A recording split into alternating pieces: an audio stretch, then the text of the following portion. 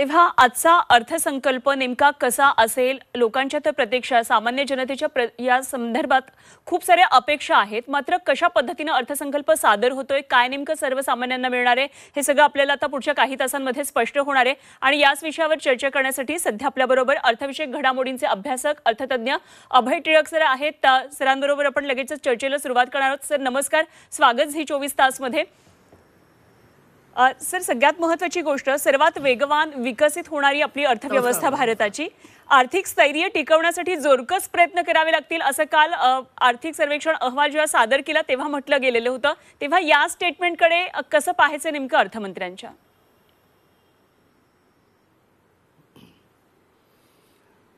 मला असं वाटतं की याला दोन पैलू आहेत. एक पैलू जो आहे तो वैश्विक बाजारपेठेशी किंवा जागतिक अर्थकारणाशी निगडीत आहे. या सर्वेक्षण अहवालामध्ये असं स्पष्ट म्हटलेलं आहे की येत्या काळामध्ये निदान ज्याला आपण फोर्सिएबल फ्युचर म्हणतो, नजीकच्या भविष्यात तरी जागतिक स्तरावरती जी अशांतता आहे आणि अस्वस्थता आहे आणि त्याच्यामुळे जी अनिश्चितता निर्माण होती आहे, म्हणजे प्रामुख्याने इस्रायल आणि हमासमधला संघर्ष, युक्रेन आणि रशियाचा संघर्ष आणि एकूणच यामुळे जगभरच्या पुरवठा साखळ्यांवरती परिणाम होणं, विशेषतः अन्नधान्य आणि ज्याला आपण तेल म्हणतो, या दोन म्हणजे ऊर्जा आणि अन्नधान्य या दोन ज्या महत्त्वाच्या जीवनावश्यक गरजा आहेत त्यांच्या पुरवठा साखळ्यांवरती विपरीत परिणाम होण्याने देशांमध्ये त्याचे जे वेगवेगळे पडसाद उमटत आहेत, प्रामुख्याने महागाईच्या आघाडीवरती.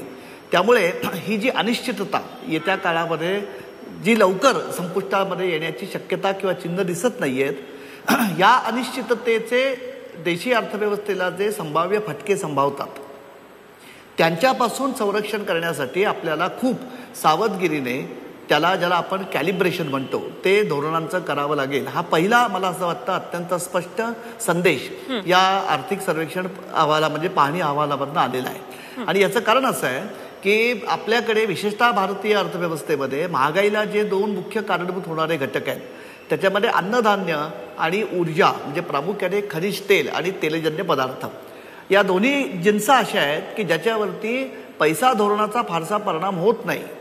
त्यामुळे ह्या दोन बाबींवरती जी आपल्याला अनिश्चितता येत्या काळामध्ये भासेल आणि याचे परिणाम अनेकविध होतात. याचे परिणाम देशी गुंतवणुकीवरती होतात. परदेशामध्ये काम करणारे जे भारतीय स्थलांतरित आहेत त्यांच्याकडनं जो पैसा भारतामध्ये पाठवला जातो, ज्याला आपण रेमिटन्सेस म्हणतो, त्याच्यावरती याचा परिणाम होऊ शकतो. अगदी प्रसंगी गेलेले लोक तिथल्या अशांततेमुळे परत भारतामध्ये येणं, या सगळ्या प्रकारची जी अनिश्चितता आज वैश्विक अर्थव्यवस्थेमध्ये आहे तिचे, कारण भारतीय अर्थव्यवस्थेची जरी गुंफण जागतिक अर्थव्यवस्थेशी त्या मानाने कमी झालेली असली तरी जवळपास 1/3 अर्थव्यवस्था, भारतीय अर्थव्यवस्था आज जागतिक अर्थव्यवस्थेशी गुंफलेली आहे. त्यामुळे बाहेरच्या जगामध्ये ह्या ज्या आर्थिक घडामोडी आणि विशेषतः सामरिक जी अशांतता आहे तिच्या पातळीवरती, त्या पार्श्वभूमीवरती आपल्याला विशेषतः महागाई, विषमता, सगळ्यात महत्त्वाचं चॅलेंज म्हणजे रोजगार निर्मिती आणि कृषी क्षेत्राला आधार, हे जे 4 महत्त्वाचे घटक आहेत आणि मुख्य म्हणजे महागाई आणि व्याजाचे दर,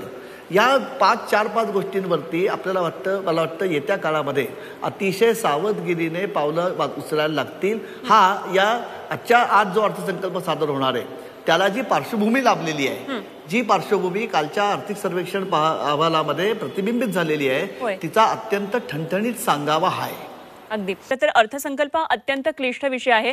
मात्र तरी सुद्धा साध्या सोप्या सुटसुटीत भाषेमध्ये आपण या सगळ्या अर्थसंकल्पाचा उलगडा करण्याचा प्रयत्न करणार आहोत. मात्र आपण जर आता या सर्व अपेक्षा ऐकल्या तर सर्वसामान्यांची अपेक्षा आहे पेट्रोल डिझेलचे दर कमी व्हावेत, महागाई कमी व्हावी आणि त्याचप्रमाणे रोजगार वाढावा. तरुणांची ही जी सध्याची महत्त्वाची समस्या आहे, या दृष्टीनं आपण या अर्थसंकल्पातून काय अपेक्षा ठेवू शकतो? काय नवीन काही योजना, त्यासाठी काही वेगळी रणनीती आखली जाईल का? रोजगार निर्मितीवर भर देणं अत्यंत गरजेचं आहे.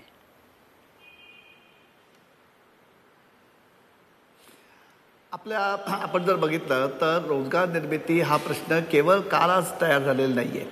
अगदी म्हणजे वाजपेयी सरकारची जेव्हा कारकीर्द चालली होती, म्हणजे 1996 ते 2004 हे जे पहिले खऱ्या अर्थाने भाजपचं सरकार केंद्रामध्ये होतं, त्यावेळी सुद्धा साधारणपणे 2000 ते 2009-10 किंवा 2000 ते 2010-11 ही 10-11 वर्ष भारतीय अर्थव्यवस्था अत्यंत वेगाने विकसित होत होती, आगेकूच करत होती. मात्र त्यावेळी चांगल्या दर्जाचा गुणात्मक उत्पादक स्वरूपाचा रोजगार अर्थव्यवस्थेमध्ये निर्माण होत नाही, ही समस्या तेव्हापासून आहे. आणि त्यामुळे आपल्याला असं लक्षात येतं की ज्याला आपण जॉबलेस ग्रोथ म्हणतो, हा बंद पडला बहुतेक फोन.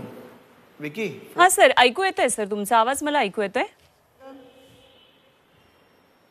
हा, ओके. तर हा जो जॉबलेस ग्रोथचा जो प्रश्न आहे, हा जॉबलेस ग्रोथचा प्रश्न अत्यंत चिवट आहे.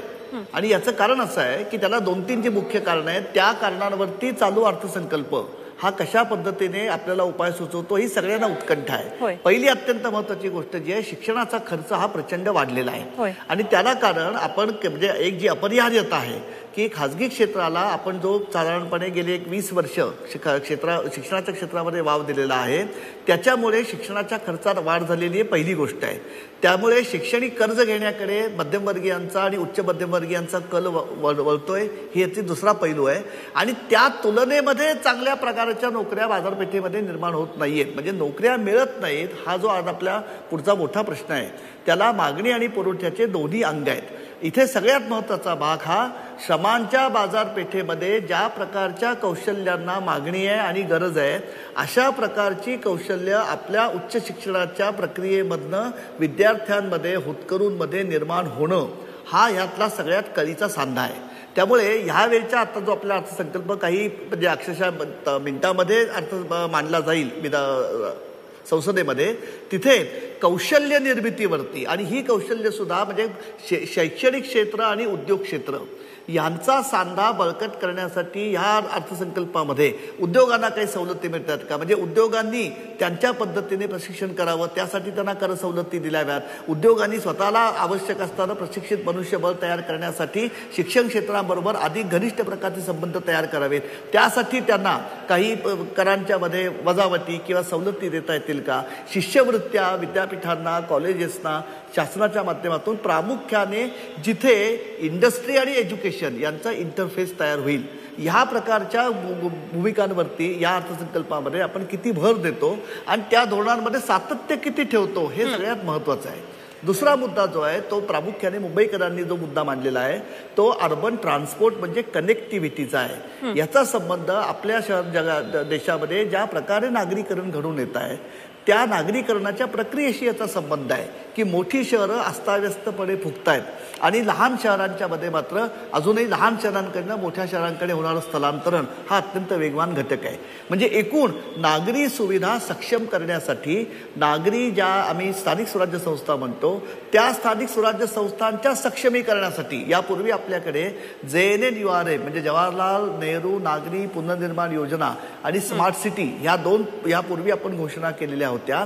हा सगळा भर अधिक हा जो पैसा येतो, त्या पैसा उत्तम पद्धतीने, कार्यक्षम पद्धतीने वापरण्यासाठी स्थानिक स्वराज्य संस्थांचं सक्षमीकरण करणं, प्रामुख्याने शहरी वाहतूक, शहरी पाणी पुरवठा, शहरी आरोग्य, शहरांची स्वच्छता आणि सगळ्यात महत्त्वाचं म्हणजे शहरामध्ये जो असंघटित रोजगाराचं क्षेत्र आहे, त्यामधल्या कर्मचाऱ्यांची उत्पादकता आणि कौशल्य वाढवणं, हा या सगळ्या नागरी प्रश्नांचा गाभा येतो. आणि तिसरा जो मुद्दा जी सगळ्यांची आपल्या उत्कंठा आहे की महागाईचं काय होणार आहे, या बाबतीमध्ये मात्र मला असं वाटतं की फार ताबडतोब याच्यावरती आपल्याला उत्तरं मिळतील अशा प्रकारची परिस्थिती नाही. हे कटू असलं तरी सत्य आहे, कारण महागाईवरती कुणालाही एका दिवसामध्ये जादूची कांडी फिरवल्यासारखं नियंत्रण आणता येत नाही. प्रामुख्याने बदलत्या जागतिक सगळं पर्यावरण जे आहे त्याचे येत्या काळामध्ये आजच आपण ते अनुभवतोय, ज्या पद्धतीने प्रचंड एकदम पाऊस येतोय, नाले तुंबतायत, नद्यांना पूर येतात, बाहेर पिकं वाहून जातात, हा सुरक्षेशी निगडीत आहे. त्यामुळे त्यामुळे अन्नधान्याच्या पुरवठ्यामध्ये सातत्य ठेवणं, त्याच्या वितरणामध्ये ज्या सगळ्या अक्षमता आहेत किंवा अकार्यक्षमता आहेत किंवा त्रुटी आहेत त्या दूर करणं, आणि सगळ्यात महत्त्वाची गोष्ट म्हणजे इंधनाचे पर्यायी स्रोत विकसित करून आपलं ज्याला आपण म्हणजे तेलजन्य खनिजांवरचं जे आपलं अवलंबन आहे त्यातल्या त्यात कमी करण्याचा प्रयत्न करून जी अनुदानं आपण अन्नधान्याकरता किंवा एनर्जीसाठी किंवा इंधनांसाठी देतो, त्या संपूर्ण जी ती अनुदानं आहेत त्याच वेळी ह्या क्षेत्रांमध्ये गुंतवणूक वाढून पुरवठा वाढवणं, खरं हा सर, थोडा दीर्घकालीन एकंदरीतच कार्यक्रम सगळं आहे. हे इंटरडिपेंडेंट म्हणून आहे आणि तात्कालिक म्हणूनच गरजा काय आणि नेमक्या योजना दीर्घकालीन यामध्ये जाहीर होता आहेत याकडे खरं तर लक्ष असणार आहे आपलं. आणि निश्चितच सर आपण यावर आणखी चर्चा करणार आहोत.